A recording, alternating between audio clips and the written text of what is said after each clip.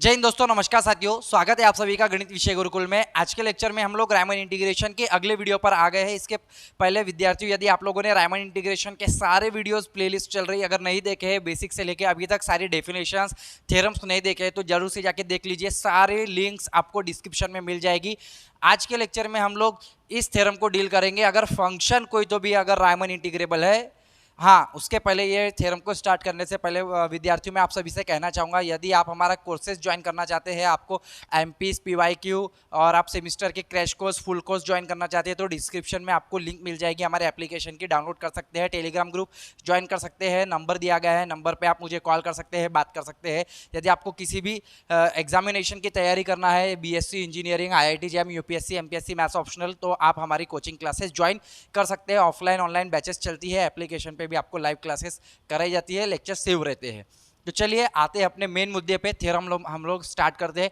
Function है, अब function यहाँ पे रायमन इंटीग्रेबल है, बिलोंग कर रहा है आर को, यानी रायमन इंटीग्रेबल है। अपर इंटीग्रेबल, लोअर इंटीग्रेबल, यानी कि अपर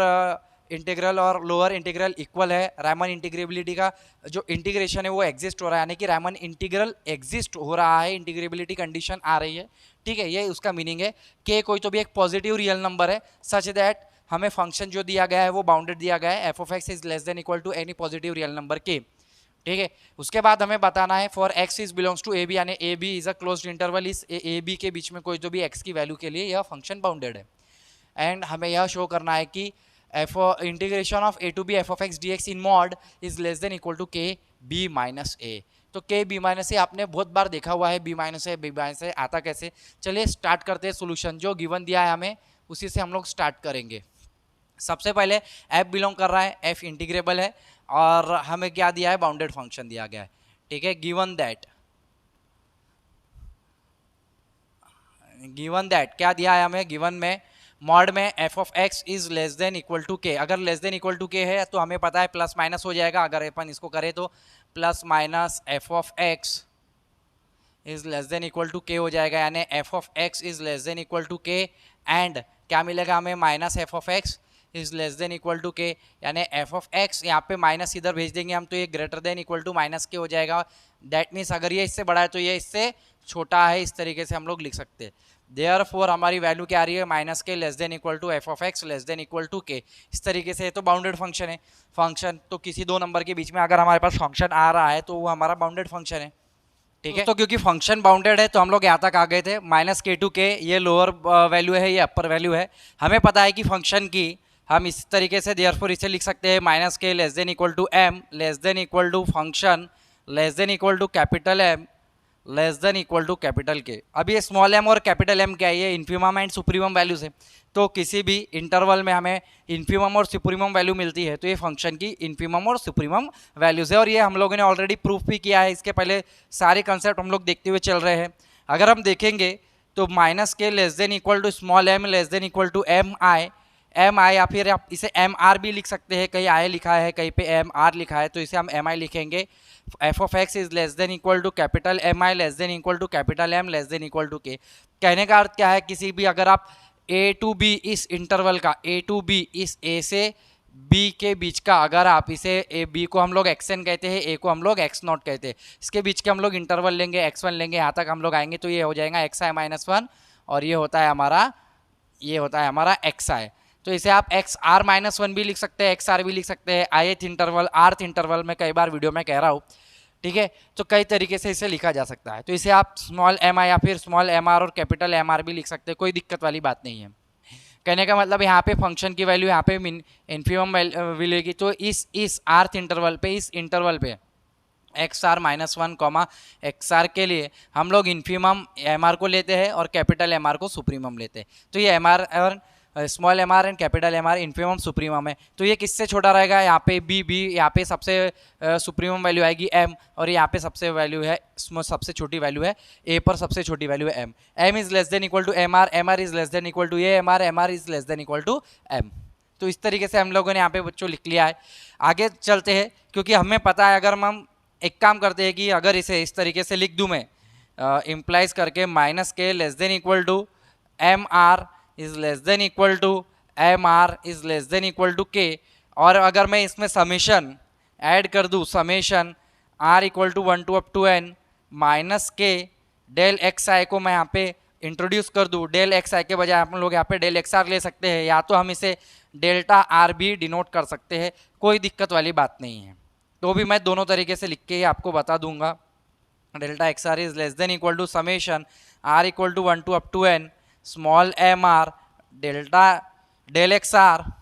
is less than equal to summation r equal to 1 to up to n capital MR del XR is less than equal to summation r equal to 1 to up to n k constant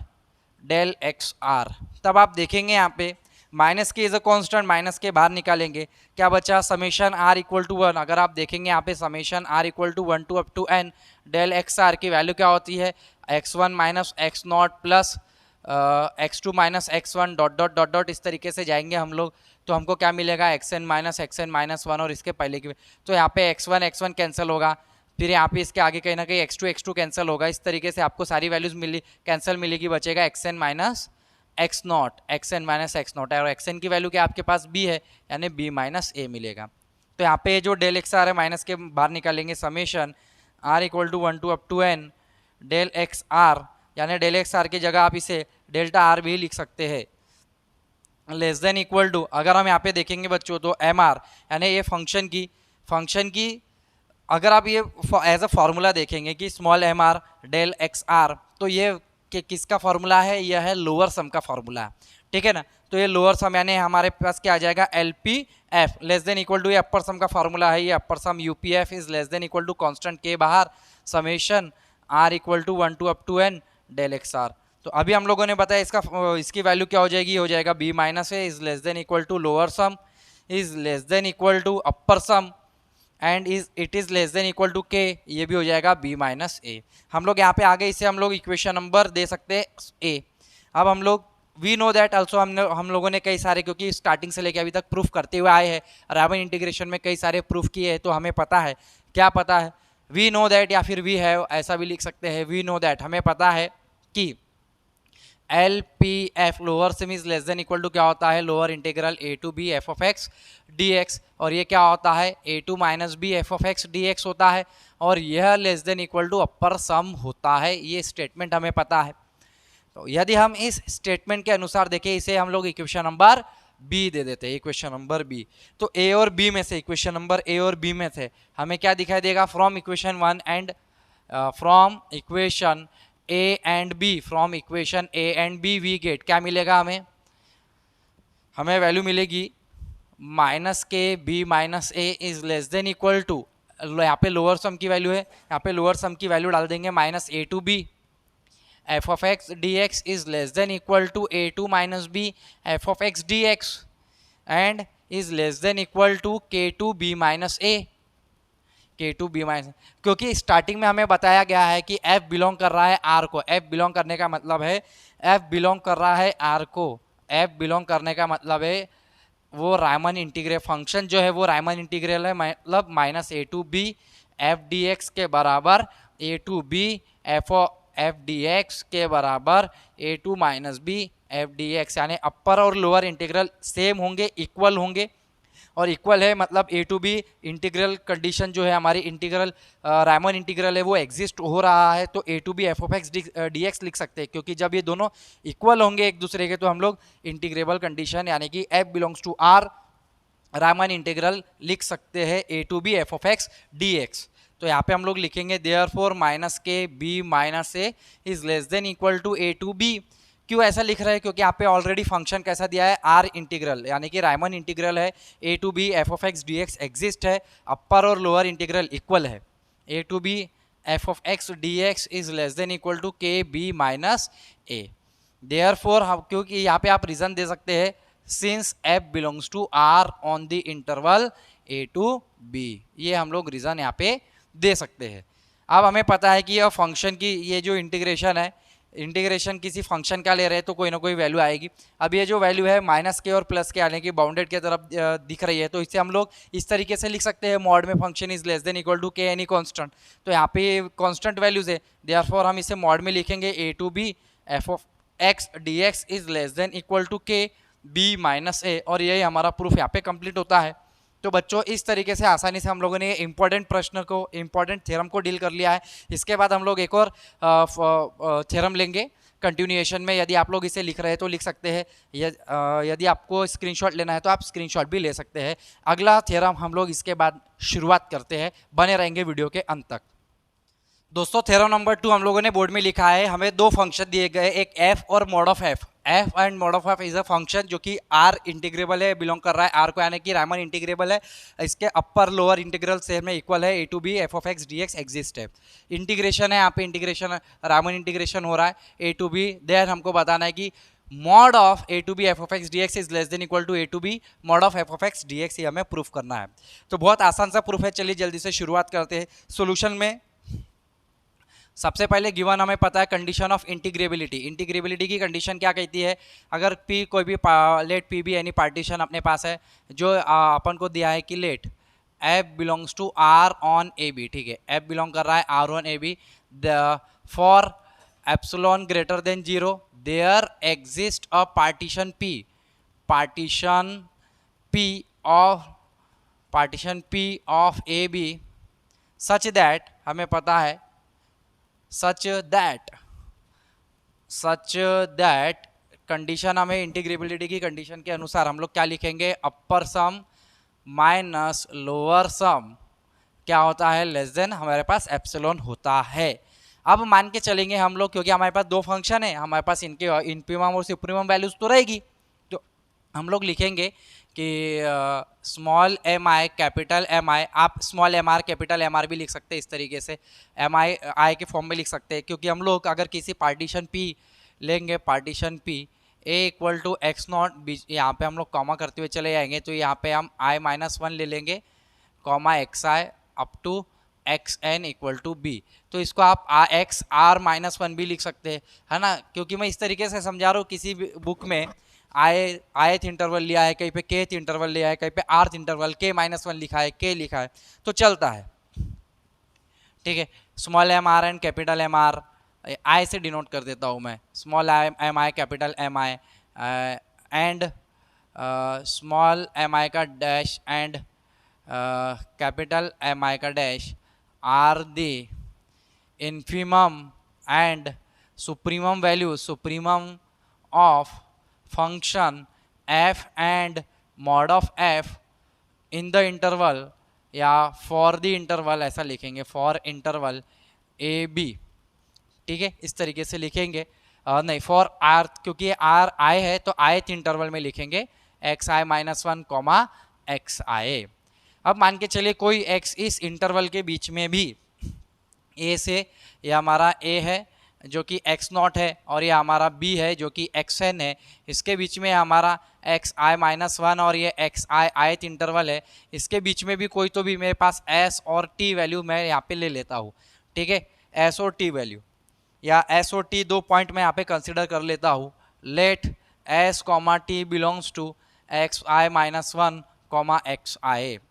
मुझे पता है कि जो supremum value अगर मैं लिखूँ तो supremum value function में मॉड, इस तरीके से मैं लिख सकता हूँ कि मॉड में F of S minus mod में F of T,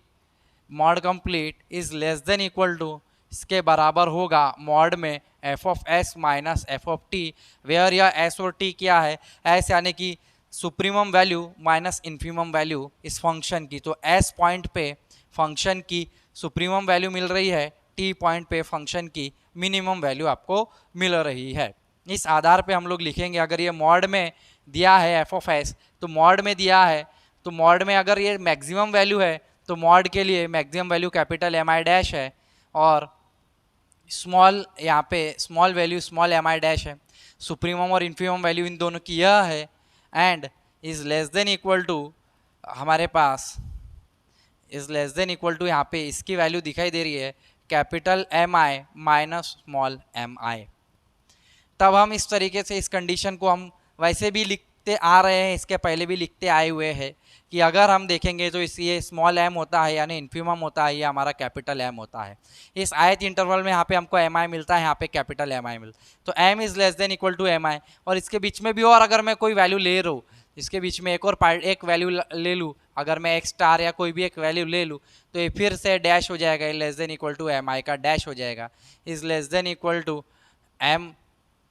capital M I का dash is less than equal to capital M I is less than equal to capital M. तो आप जितने भी यहाँ पे जैसे आयत इंटरवल लेंगे उसमें भी जितने पॉइंट्स लगाते चले जाएंगे इस तरीके से इन्फीमम सुप्रीमम मिलता चले जाएगा और उसका सीक्वेंस ये रहा, इस तरीके से आपको समझ में आएगा कि ये सबसे छोटी वैल्यू है, ये सबसे बड़ी वैल्यू है। अगर यहाँ पे देखेंगे मान के चलो यह एक है और ये मान के चलो दो है, तो एक जो है दो से छोटा है यानी ये इससे छोटा है, इससे के बाद की जो भी वैल्यू आएगी इससे छोटी रहेगी, तो ये सारी वैल्यूज किससे छोटी रहेगी, इस एम से छोटी रहेगी, मान के चलो जो भी वैल्यू हो, ठीक है ना, समझ में आ रहा है। तो इस तरीके से हम लोग लेते आ रहे हैं, इंटरवल लिया है, सब इंटरवल के बारे में बात की है, पार्टीशन के बारे में बात की है हम लोगों ने। अब क्या कर लेंगे हम लोग, दोनों साइड यहाँ पे समेशन अप्लाई कर देंगे, आई equal to 1 to up to n, तो ये हो जाएगा कैपिटल एम आई का dash, capital M I dash minus small M I का डैश इज लेस, यहाँ पे हम लोग डेल एक्स आई को भी इंक्लूड करेंगे, is less than equal to summation I equal to 1 to up to n, both side हम लोग summation and del X I को इंक्लूड करते हैं, capital M I minus small M I del X I. तो अगर हम इसको ये मल्टीप्लाई कर देंगे तो ये जो वैल्यू बनेगी ये अपर सम की वैल्यू बनेगी, अपर सम पार्टीशन के लिए, और यहाँ पे डैश है, डैश यानी कि किसकी वैल्यू है, यह किसकी वैल्यू है, मॉड ऑफ, मॉड के फंक्शन की वैल्यू है, यानी मॉड के लिए ये इन्फीमम सुप्रीमम है और एफ के लिए ये दोनों इन्फीमम सुप्रीमम है, इसलिए यहाँ पे मॉड ऑफ एफ हम लोग लिखेंगे minus L P comma mod of F हम लोग इस तरीके से लिखेंगे, is less than equal to, यह जो हमारी एम आई की वैल्यू है ये हमारी अपर वैल्यू है, अपर सम है, अपर सम का फॉर्मूला है, डेफिनेशन के अनुसार हम लोग लिख रहे हैं minus small M I summation del X I, यह वैल्यू हो जाएगी एल पी एफ। एंड हमें पता है अगर हम देखें इस इक्वेशन नंबर 1 से तो upper sum minus lower sum is less than epsilon है, क्योंकि फंक्शन हमारा आर इंटीग्रेबल है, उसके आधार पर उस थ्योरम के अनुसार जो कि हम लोगों ने लिया हुआ है कंडीशन फॉर इंटीग्रेबिलिटी, इसके पहले हम लोगों ने लिया है जहाँ पे हम लोगों ने ये वाला थ्योरम प्रूफ किया था, upper sum minus lower sum is less than epsilon होता है, तो यह लेस देन एप्सिलॉन आ गया। यदि अपर सम ऑफ यहाँ पे मॉड ऑफ फंक्शन का अपर सम माइनस लोअर सम यदि लेस देन एप्सिलॉन आ रहा है तब हम कह सकते हैं कि मॉड ऑफ एफ बिलोंग करेगा आर को on interval A to B, इस तरीके से हम लोग कहते हैं। कहने का तात्पर्य है अगर upper sum minus lower sum less than epsilon है तो हमने बोला था एफ बिलोंग करेगा आर को ऑन ए बी, यानी एफ बिलोंग करने का आर का, यानी एफ बिलोंग कर रहा है आर को, यानी रायमन इंटीग्रेबल हो रहा है, उसका मतलब क्या है माइनस ए टू बी के बराबर ए टू बी के बराबर ए टू माइनस बी, यानी लोअर और अपर इंटीग्रल इक्वल हो जाते हैं, यानी ए टू बी हमारा इंटीग्रल एग्जिस्ट हो जाता है। तो ये तीनों का मतलब एक ही है, यह है तो यह है, यह है तो यह है, ऐसा हम लोगों ने थ्योरम में देखा हुआ है इसके पहले भी। अब मॉड ऑफ आर, अब आप देखेंगे यहाँ पे कि फंक्शन जो है वो भी आर को बिलोंग कर रहा है, रामन इंटीग्रेबल है, और यहाँ पे mod of function F of x यह भी आर को इंटीग्रेबल कर रहा है, यानी कि इसके लिए भी ये तीनों कंडीशन आएगी सेम इसी तरीके से। अब मुझे यह अल्सो वी नो दैट या फिर वी हैव, हम लोग इस तरीके से लिख सकते हैं, यह जो फंक्शन है ये किस तरीके से फंक्शन हमारा लाई करता है, mod of F and minus mod of F के बीच में हमारी फंक्शन की वैल्यू लाई करती है, ये हमें पता है। यदि हम देखें इसमें इस इक्वेशन से, मान के चलिए इसे इक्वेशन नंबर 2 दे देते हैं, एंड हमने अभी हमें पता है वी हैव, यहाँ पे लिखते हैं वी हैव अल्सो, एफ तो बिलोंग कर रहा है आर को, ठीक है, एफ आर को बिलोंग कर रहा है, एंड मॉड ऑफ एफ भी बिलोंग कर रहा है आर को, सो माइनस में मॉड ऑफ एफ क्यों नहीं बिलोंग करेगा, यह भी बिलोंग करेगा आर को, यानी यह भी रायमन इंटीग्रल होगा on the interval A comma B. तो यहाँ पे तीनों ही रायमन इंटीग्रेबल होंगे। तो इक्वेशन नंबर 2 से हम लोग लिख सकते हैं, फ्रॉम इक्वेशन नंबर 2 हम इसे A to B minus mod of F D X is less than equal to A to B F of X D X, यहाँ पे एफ ऑफ एक्स लिखेंगे, is less than equal to A to minus B mod of A to B mod of F of X D X लिख सकते हैं। यदि आप देखें तो यहाँ पे माइनस हम इसके बाहर निकाल लेंगे, तो माइनस और प्लस में अगर वैल्यू आ रही है तो जो भी हमारा फंक्शन का इंटीग्रल है यह तो हमारे पास बाउंड हो गया, बाउंडेड हो गया, यानी कि मॉड में आ जाएगा। देयरफॉर हम लोग लास्ट में लिख सकते हैं कि मॉड में A to B F of X D X is less than equal to A to B mod में एफ डी एक्स या simple F of X D X. तो यही हमें प्रूफ करना था, तो इसे हम पूरा ही लिख देते हैं एफ ऑफ एक्स मॉड में डी एक्स। तो इस तरीके से बहुत आसानी से बेसिक कंसेप्ट को ध्यान में रखते हुए, बेसिक थ्योरम जो कि हम लोगों ने अभी तक लिए हैं उनका उपयोग करते हुए हम लोगों ने दोनों थ्योरम को बहुत आसानी से सॉल्व किया। आशा करता हूँ विद्यार्थियों आप सभी को आज के लेक्चर के दोनों थ्योरम दोनों एग्जाम्पल जो हम लोगों ने लिए हैं आप सभी को बहुत अच्छे से समझ में आए होंगे। यदि आपको वीडियो अच्छा लगा है तो ज़्यादा से ज़्यादा विद्यार्थियों तक शेयर करना ना भूलें, क्योंकि ज्ञान बांटने से ही बढ़ता है। मिलेंगे अगले लेक्चर में, तब तक के लिए जय हिंद, जय भारत, वंदे मातरम साथियों। धन्यवाद आप सभी का।